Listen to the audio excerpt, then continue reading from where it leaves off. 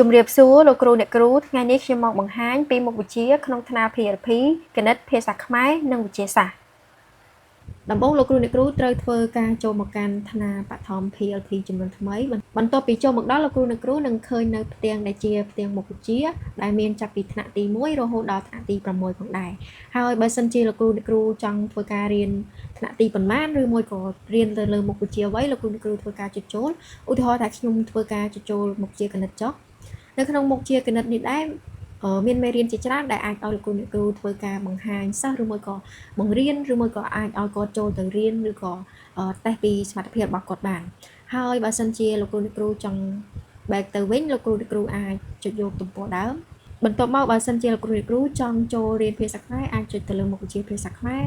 លោកគ្រូអ្នកគ្រូនឹងអាចអនុវត្តនៅមេរៀនដែលមាននៅក្នុងនេះបានហើយបើសិនជាលោកគ្រូអ្នកគ្រូអនុវត្តភាសាខ្មែរហើយចង់ទៅអនុវត្តនៅវិទ្យាសាស្ត្រម្ដងលោកគ្រូអ្នកគ្រូអាចធ្វើការចុច back ទៅទំព័រដើមមកធ្វើការចុចទៅលើវិទ្យាសាស្ត្រនេះជាមេរៀនវិទ្យាសាស្ត្រដែលមាននៅក្នុងមេរៀនទាំងអស់វីដេអូរបស់ខ្ញុំបានមកដល់ទីបញ្ចប់សូមអរគុណនិងជម្រាបលា